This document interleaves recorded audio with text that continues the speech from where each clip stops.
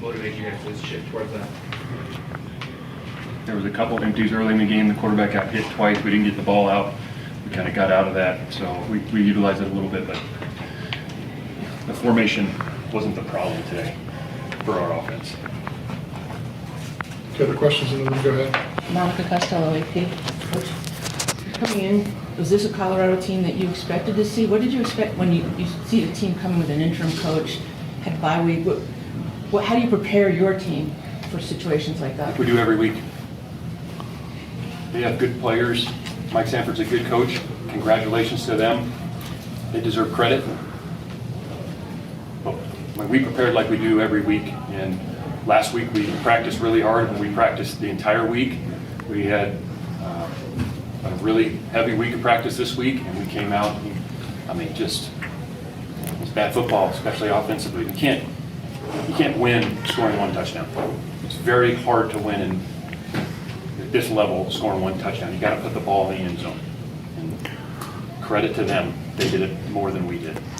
What do you think they were able to do effectively defensively, especially when it came to kind of containing Jaden Ott? Well, the tape will tell the true story, but I mean, we didn't get much going at all. I mean, it starts up front. The offense starts at the line of scrimmage. You can't run a run play or a pass play very effectively if you don't start up front. You know, once in a while you get an empty, you cut a guy loose and let it go before the free rusher gets there, but generally speaking, you have to block the people up front in the run and the pass game. And we didn't do a good enough job of that today, and their front got after our front. Jim? The offense seems more out of sync today, I think, than we've seen all season. Anything you can pinpoint for that? And you name it. There's not one thing. If it was one thing, I mean, you just change that one thing, and then all of a sudden everything's solved. Just, we got to block. We have to throw and catch. We have to hold on to the football. We have to play smart. I mean, it's just anything and everything. So, yeah, there's not one thing, or else we would sit there and identify and solve that one thing, and then, you know, now you're moving down the field and completing passes and running the ball effectively. But it's not one thing. Coach, how big was that sack at the end of regulation? You were moving down the field very well, big chunks, and then, you know, play call, was there a miscommunication? Yeah, we missed the pickup. We missed the blitz pickup, and we ended up having a guy in the corner. We could have got it off and didn't, and we got sacked. You've had a very successful year so far. How tough is it to come in here and look at your team and say, wow, we're not like this? Every week it's hard to win, regardless of who you're playing at this level and what their record may or may not be. It's hard to win. Our guys didn't have a lackadaisical week of practice. We didn't take the week off the week prior. We knew we would come in and they would have renewed energy. We'd get their best game, and everybody at this level can play. We have to execute better. I mean, we have to block, run, throw, catch, move the ball down the field, put it in the end zone. And on defense, we got to tackle on the perimeter. You got to bat the ball down on the deep ball. And that's how we got to make field goals. When you have the opportunity to kick a field goal, you make the field goal. And if you don't, you're going to get beat. I don't care who you're playing. You're going to get beat. And that's what happened.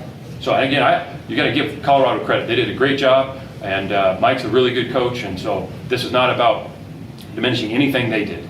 You give them credit, but boy, looking at ourselves, you don't win football games playing like we did today. There's no way.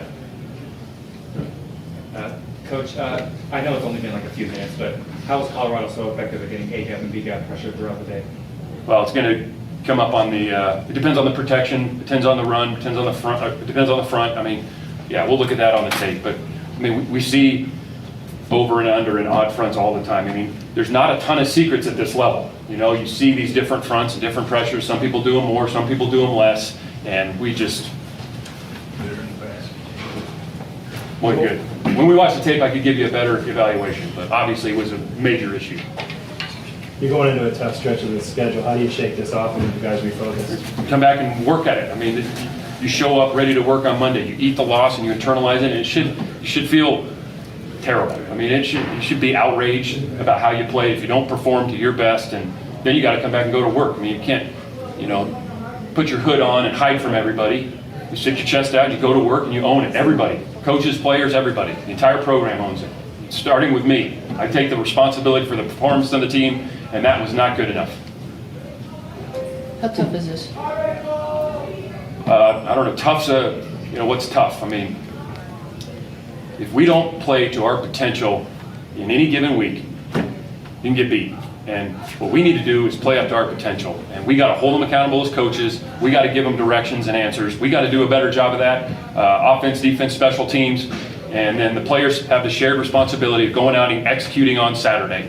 Like, great practice is awesome. Effort and practice has been there. But ultimately, you got to do it when it matters. And that's on Saturdays. And we didn't do a good enough job of that today. So, yeah, people have tough days, whether it's in sports or every other walk of life, and you got to rebound from it, and it should hurt. I mean, it's to walk in here and just say, we'll get them next week. Like, that's not good enough. I mean, we need guys that are invested, and they are. Our guys are invested, our coaches are invested, and that's why you feel like you do on a day like this. Okay, we'll go to Jeff Ferrato on Zoom. Jeff, please speak up. Justin, 2 weeks in a row, 2 games in a row rather, just could not run the ball. What alternative options do you have on your offensive line this week besides those guys who just play better? Well, again, if this was a personnel, we always play the guys that we think give us the best chance to win. And to say that there's, a bunch of players sitting on the sidelines that we think are better than the ones playing, that wouldn't be a correct statement. We think we have the guys in there that give us the best chance to win. Do we need to make it more competitive? Potentially, but we see them practice every single day. We've seen them the entire fall, so we know what they put on tape. And then we have to block better, move people, pick them up in protection, get the ball done, break and tackle, throw and catch. I mean, we got to do all the things at the skill positions as well. And it's on us as coaches, the offensive coaches, myself, to make sure that that happens. So anybody, go ahead, Jeff. How your wide receiver is, Jeremiah? I don't know yet. Anybody with go ahead, Jeff. I don't know yet. Anybody with the final question, either on Zoom or in the room? Okay, thank you.